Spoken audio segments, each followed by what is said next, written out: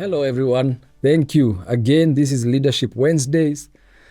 Welcome. All things rise and fall on leadership. All things rise and fall on leadership. In other words, anything you will ever do in this life, whether it's a company you're running, a business, a home, a nation, whatever it is that you're running, will rise and fall on leadership. So let's talk about feedback today, how leaders should accept feedback.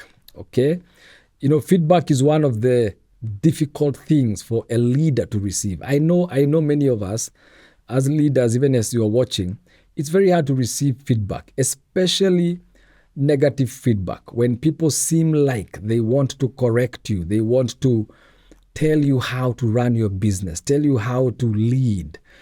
And many of us do not really respond well on feedback, especially negative feedback. Many of us leaders want to receive that pat on the back, oh, you've done well, you're brilliant, you're great.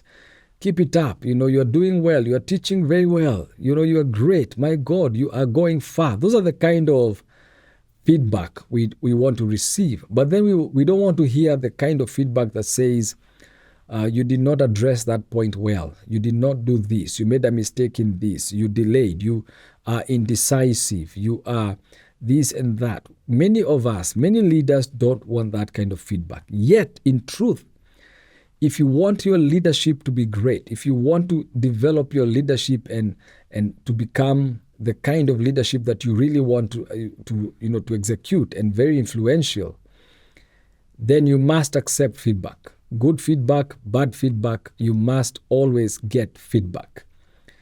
There's this thing that we always do in our ministry. We always do feedback. What worked, what didn't work, and way forward.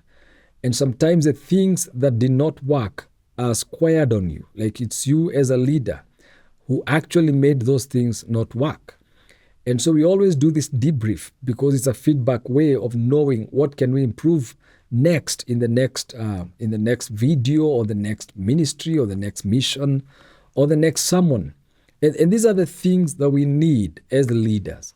So if you're a brilliant leader, if you're smart and wise, surround yourself with people who are willing to give you feedback, who are willing to tell you the real things, who are willing to tell you when you've done well, and who are willing to tell you when you have not done well.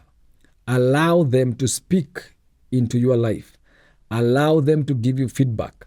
It is the only way you build yourself up. Receive feedback with grace. Receive feedback with an open mind. Receive it, embrace it, and improve where you need to improve. It is easy to get into the mindset that your word is a law and your decisions cannot be questioned.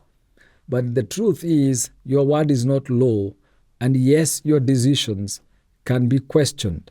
So oftentimes, as a leader, you are the key decision maker for important calls, important things, which means that you need to have confidence in yourself. And that is an important way, an important skill in leadership, confidence, okay? But that doesn't mean that you can't improve. Now, listening to feedback from your team allows you to grow and become a better leader, as well as grounding you and helping you keep a level head. Any leader who cannot take negative feedback, any leader who cannot stand to be questioned is not fit to lead, is not fit to hold a position of leadership. The reason I'm saying that is because I have seen people, and I have seen leaders, I have seen people who have questioned leaders, and I have seen leaders who have rejected those questions and rejected the person in the process. And I have seen the end of those leaders and what they become. But I have also seen leaders and people. And I've seen people who question their leaders and give them feedback.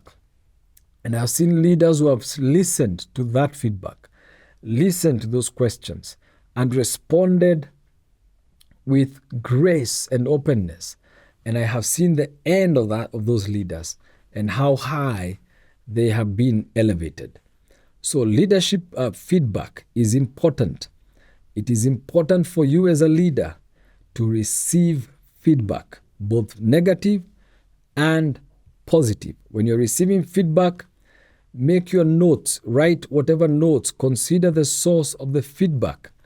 Make sure you try your best not to react to the feedback that you're receiving, because sometimes the feedback is great, sometimes it's not great, and you need to be in charge of your emotions as a leader.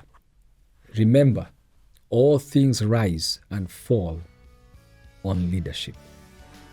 Thank you.